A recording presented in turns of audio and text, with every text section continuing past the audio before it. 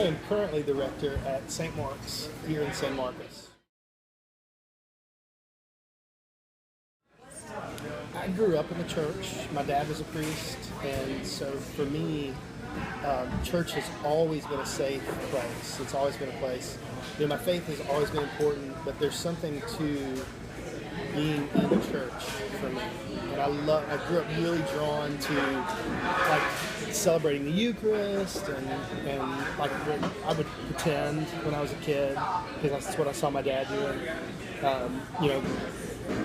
Some kids would have like mud pies. I would make like communion kits.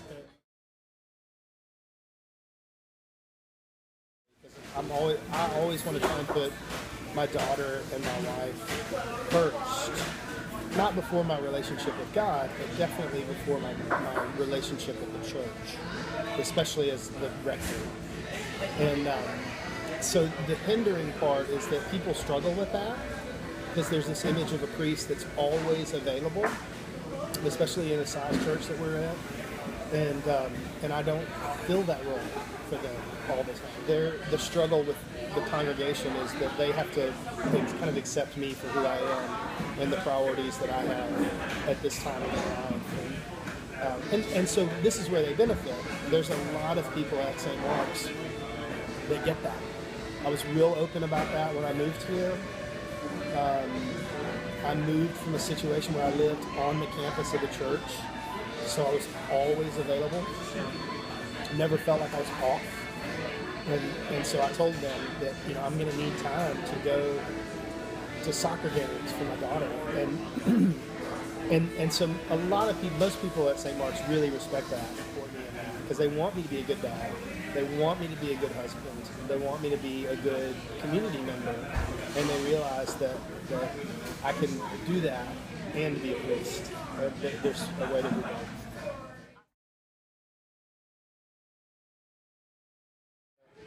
One of the places where my assumptions were like kind of blown out of the water is I always kind of assumed some negatives and didn't think about the positives. So like I have some great people in the church that are like close friends and like really supportive of my family. And my assumption was that wasn't necessarily possible. And now here, especially at St. Mark's, I've found that to be true.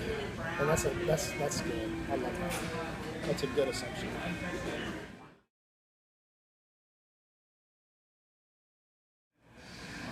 Cooper is awesome.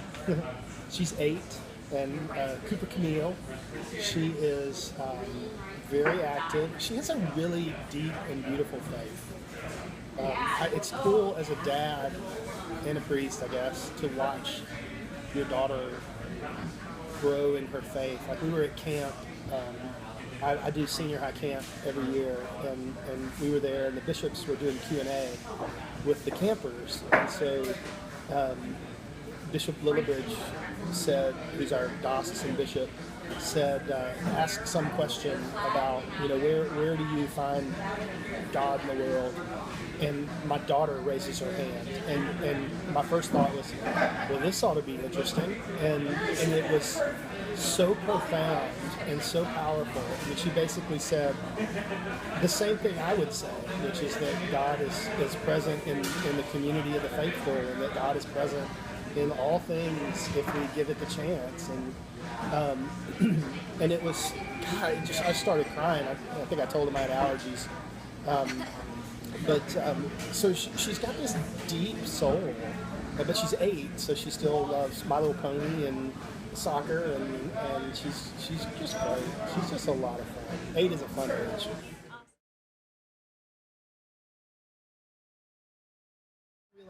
Part of the reason the church is so powerfully important to me is I had some great faith models in my life, and I want to make sure that Cooper has those too.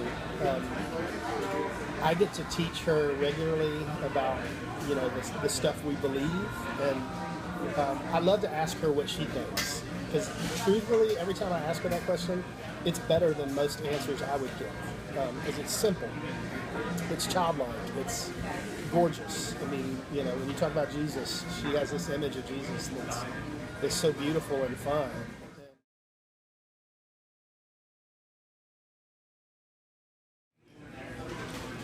Not really. I think it's there's a part of me that just kind of says, well, if that's the case, that's the case. And I think part of the struggle for me as a preacher's kid was finding my own voice. And once I found it, I was really comfortable. Unfortunately, it took me probably 27 years to get there. I mentioned that as a preacher's kid, I didn't think there was any mediocrity. There was no room for mediocrity. It was either you had to be a superhero or super party boy. And fortunately, for my own kind of sake, I chose superhero a lot more than I chose super party boy. But both of those can be damaging in their own ways. I mean, you know, the goody two-shoes image, it can be as hard to maintain as the party boy image. And so once I found that it was okay, A, to make mistakes, and B, to be mediocre sometimes, as long as I was trying, you know, just doing the best with what I got. And so that's what I hope to teach, that she's always valued, no matter whether she's an A+ student or, you know, as long as she's being true to herself. But I pray that she doesn't go the crazy route.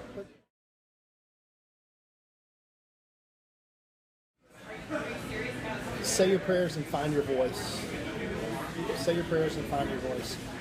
And say your prayers in a way that is meaningful to you. Because all preachers' kids have the value of church.